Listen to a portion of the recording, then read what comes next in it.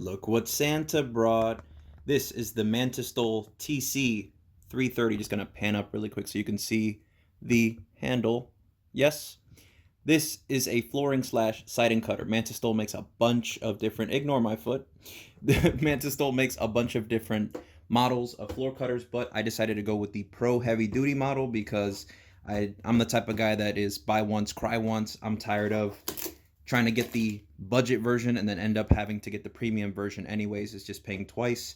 So it is a flooring cutter, guillotine style. It basically means you bring down the handle, snap, you make your cut, the waste goes flying out the back, and you are left with that nice square cut. And since we're talking about cutting, pro number one is that it comes with replaceable blades. It's just a few screws on the back, you drop out this, and you can go get a new blade if your blade happens to chip or snap for whatever reason. But out of the box, besides the 2 wrenches to assemble the tool, you also get a honing stone so you can sharpen your blade as many times as you can get out of it before you need to replace. So shout out to them for including this in the box and the option for replaceable blades. I hate one and done tools. Pro number 2 is obviously, listen to this. That's it. There's no noise. There's no motor. There's no engine running. There is no power going to this whatsoever, so it is quiet. And you don't need an outlet. You don't need batteries. You don't need anything. So super convenient. And again, most of what you're going to be doing as far as vinyl and laminate and all kinds of flooring is 90s and 45. So 9 times out of 10, you're not going to be needing miter saws and table saws for those specific cuts when this is going to do most of the work for you. Number 3 and 4 technically is being lightweight and being portable. So as far as lightweight, putting it on my scale, I get 18 pounds exactly with the handle installed. That is just a few screws in the back, 3 screws that go into the back of the head, and you're left with the handle in place. What I also like about it is adjustable, so if you need more leverage, it's a little push detent. You push it in, you slide the handle up to its highest position, and we'll go over specs in a second over the measurements for that. But it is portable, meaning all you have to do is press the handle down, take one of the included wrenches, put it into the side. Hopefully you can see that kind of where my hand is here. There's a little hole right here.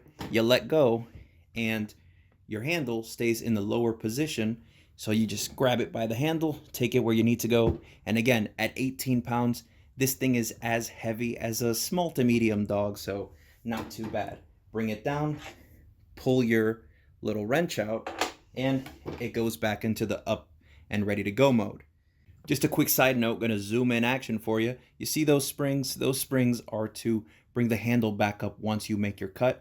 I would not recommend storing these in the closed position. If you're not going to use this tool for a long period of time, remove the handle, leave it open. Do not throw away your little blade guard because you don't want a kid or your dog getting into your shop or your garage or something and end up getting cut with this really sharp blade.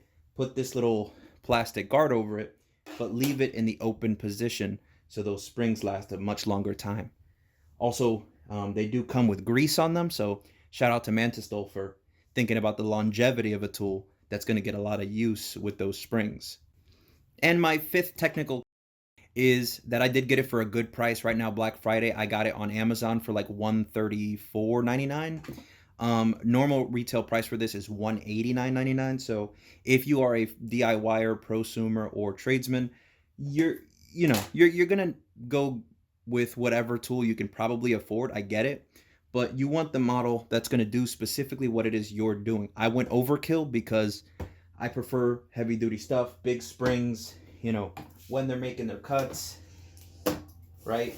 Super easy to do. Again, just making a rough cut. We'll get into how to make a square cut in a second, but I like pro heavy duty models. They are a little heavier, a little bulkier, but they last a little longer. They also have the 9-inch models, but you'll figure out, once you go to their store, which one's right for you based off of what you're using. Now, how do you get a square cut? Again, you have all this real estate, but the blade is up here. What do you do when you need to make a straight cut? And it is right here. This is the cut fence or the edge guide, the rip fence, whatever you want to call it. Right here along the edge, you have a hole here and a hole right here. when you press these two pegs in, right, there's no threads, no nothing. It's a really tight friction fit, so they did a very good job of making the holes exact. But you press this in, and now everything that goes here, and they do have identical ones on that side, so I recommend not wearing your blade in one spot if you're using this every day. 50 cuts here, 50 cuts on that side. You know, left-handed people are usually going to have the guide on the right, like myself. I'm lefty. Other people are righties, so they're going to want the guide on the left so they can put their material down with their left hand and cut with their right. So right here, squared up, take your laminate, your hardwood, vinyl, your whatever, slap it right up against that fence, drop it down, and it makes a cut. Pretty simple, yeah? And your waste piece goes out the back, and that's all there is to it. You take it, you toss it, and you go put your floor in, you tap it in, and everything is usually that tongue and groove or interlocking system, so pretty straightforward. Yes, I'm gonna zoom in action for you, make one more cut just so you can kind of better visualize it. Bring it right up in there, and what I like about this system is that depending on where your light source is coming from, you can actually see a shadow line, so you know exactly where the blade is coming down. And because it's not a power tool, you can tactile see if it's not lining up with the mark you made. You can stop, you can adjust, right, fix, you like where it's at, up until the moment that you cut, you have total control, and then you snap. One little press, and again, depending on how hard your material is, that's how hard you're going to press, but you're left with a very flush 90-degree cut. I'm going to move it over just to show you the 45 as well, but super buttery smooth, and the operation is not squeaky, it's not clunky, so very nice. Now it is in the 45 position, and it also has pegs here and here, so you can do 45s in either direction, and they're not going to give you a problem. Yes, follow that shadow, and you're going to find a nice 45-degree cut. No issue every single time.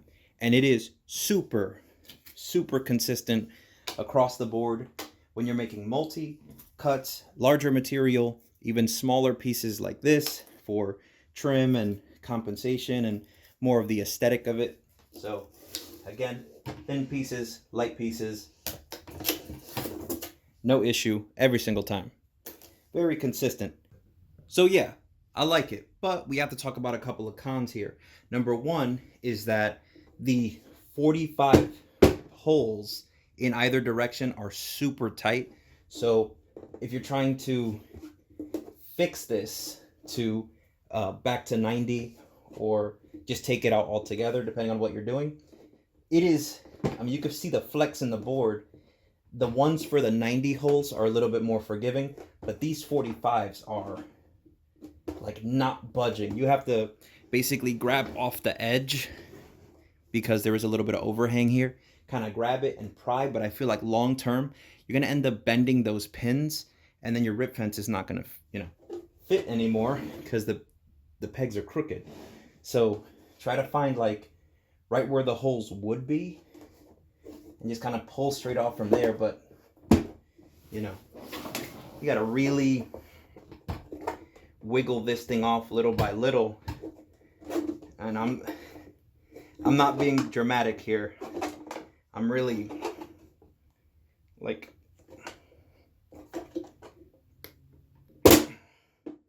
and I feel like this long term, yeah, see, I just broke off one of the pegs. This is real time. Not joking here. These are way too tight. They need to be changed out like by 2 millimeters. Make that hole a little bigger, maybe 1.5 millimeters. But yeah, I'm gonna go get some pliers and grab that. All right, so fighting with my cobras here. It's coming up slightly, but it is still really in there. MANTISTOL, if y'all ever see this, y'all need to do something better. And again, these are also friction fit, so they just kind of slide in there.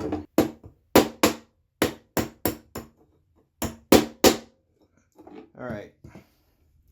I have no doubt in my mind that if I was to do that again, it would stay stuck in. Again, the good thing is that there are spaces under, so you can always tap the the little pegs out if they get stuck.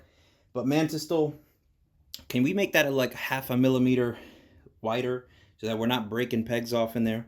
That'd be great. Big con right there. Not good. Con number 2 is that for the 30 and for the 15 lines, there are no holes, so there is no way to make those specific cuts. You would have to leave that to a miter saw, which kind of defeats the purpose of this. But I will say, if you've got steady hands, you can line your piece up right to that 30 line and make your cuts.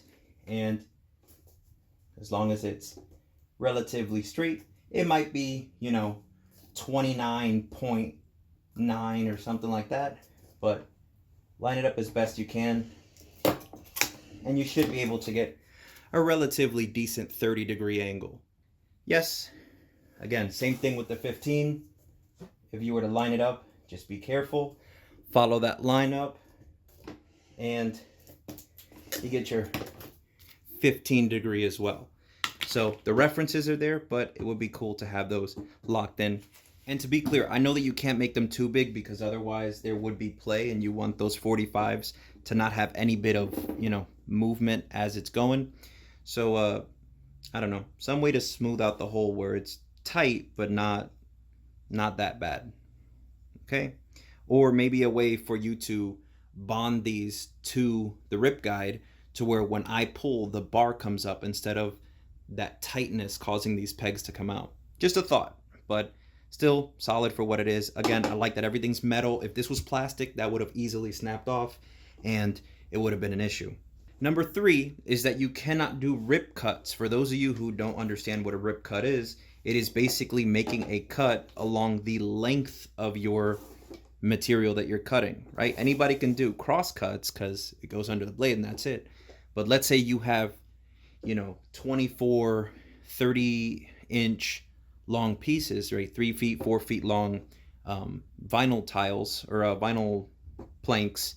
You're going to find that you're still going to have to grab a circular saw and grab a table saw or even an edge guide on a jigsaw, and you're going to have to make those length cuts without this tool. It does suck and kind of defeats the purpose. Circular saws and all kinds of saws like that, they throw a lot of plastic and vinyl everywhere, especially as they heat up. You're dealing with melted plastic. It's not a great smell, and it leaves a big mess. So there are models that have it looks kind of like a U in the back, and you can slip your piece in the long way and then make a rip cut because the blade is able to reach the blade. The blade is able to reach the length of your piece as it cuts, and then you can kind of pass it through, and it's cutting, horizontally but along the length. This is not one of those models, so it would be cool to see a pro heavy duty model like this with the ability to make those cuts. The reason I say this is because it leads me to my final con, which is, let's say that you have to make a cut around a doorway. So you need to either make a U or even an L-shaped cut. So let me go grab a pencil just to show you. For some reason, I forgot to plug in my microphone, so whatever. This video is going to not have a mic. It's going to sound regular through the phone, but I'm going to trace just half of my microphone, or my transmitter anyway, right? Just kind of, just a rough little outline. Yes, nothing crazy. Let's say I needed a profile like that, right? Just a random square. In order for me to cut it, I have to trace it. There are models from MANTISTOL where you can slide the blade out and then make that cut where it's only partially cutting, right? So this can only do straight cuts. It can't do those L-shaped cuts, which would have left me with this cut, or U-shaped cuts, in which case I could make a cut, and then make a cut and have those cutouts without needing a jigsaw or something else. So on a larger scale, when you are using your jigsaw, you're going to want to use this kind of blade. This is called a scroll blade. Yes, wood scroll cut. This is the Flex. You can get whatever you like. I like Flex or Bosch. Bosch makes really good blades. So you make your cut, and again, I'm going to use scissors here because obviously this is cardboard. You're not going to get that same amount of luck with with the vinyl or engineered hardwood, because obviously, you know, those materials are harder. But this is just simulating if you were to cut your piece, and let's go ahead and pretend that my mic is the wall. When you're cutting that piece of trim, that's supposed to fit snug around your wall, right? Or your doorway or your corner or whatever it is. You want to have that control to make a U cut or an L cut if you were, I don't know, doing something at a corner and you needed to butt it up as such. Yes? So just something to think about. No L cuts and no U cuts can be made with this. You got to do them yourself. Now, I'm going to talk about the specs really quick, but before I do, let's talk about the price. I paid $135 for this. Let's call it $140, $150. Would I pay $189.99 for this? And the answer is no. Between the peg situation and the fact that it can't do specific cuts, that will lead me to have to buy the MANTISTOL MC-330, which does have the ability to do scroll cuts and rip cuts and U cuts and L cuts. $200 is kind of steep for this. It is good, and I don't doubt for most people this is kind of overkill. But if it had the option to do those other cuts, then yes, absolutely, I'd pay full price for this. At the price I got it for, definitely great.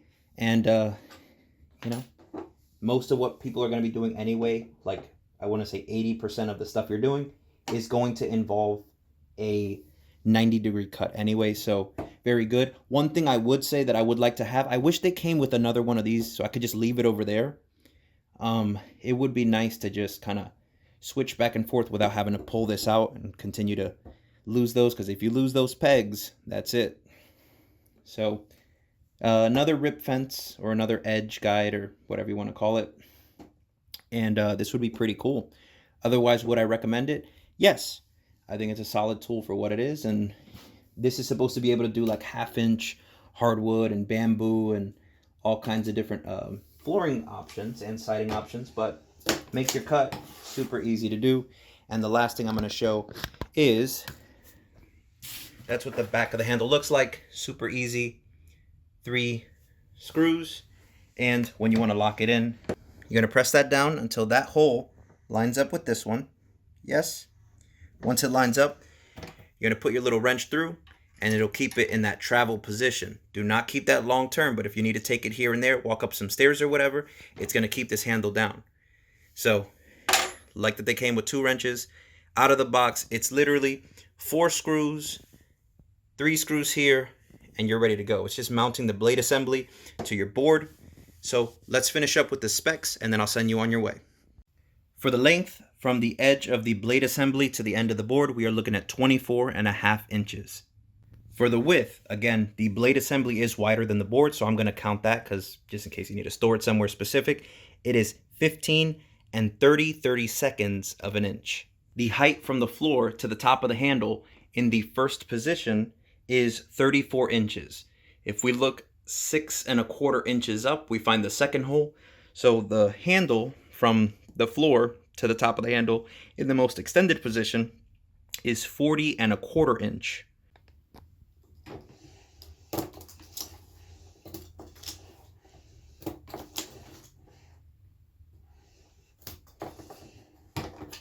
Nice. Really quick side note, by the way, there's only 2 steps. Grab the screws and put them in. Super simple to do. On the other side, though, I will say keep the manual, because for those of you who are not familiar with woodworking, the Jenga score or the Jenga rating basically is the hardness of the wood. They have all these kinds of wood, yes, and then where you see yes is where it's able to cut it. Where you see no's, it is where it's not. So you can see that 1490 is the highest hardness that is rated for this particular cutter with this model. So do keep that in mind. If there's a specific type of engineered flooring and it's based off of this hardness, you'll know whether the limitation is not there and you need something harder, or if you can get away with this versus a power tool. And really quick, the one that I got did not come with a blade. So shout out to the customer service, because when I talked to Amazon, they said, put it in the box and return it or replace it and we'll give you your money back. And I'm like, listen, I already set it up. There's nothing wrong with the tool. I just need a blade and they sell replacements. Can you just send me one of those? And they said no. So I contacted MANTISTOL. Shout out to the rep. She was very nice. And off the Amazon record, she took my information down and she shipped me out a blade. So appreciate that. That's good customer service, especially around the holidays. This being in a truck going back to an Amazon center, it's just more congestion for the holiday season and shipping and whatnot. So shout out to MANTISTOL for good customer service. So do you have this tool? Are you interested in a different model, or are you just watching random stuff on YouTube for tools you don't even need? Either way, I want to know about it. Work smart.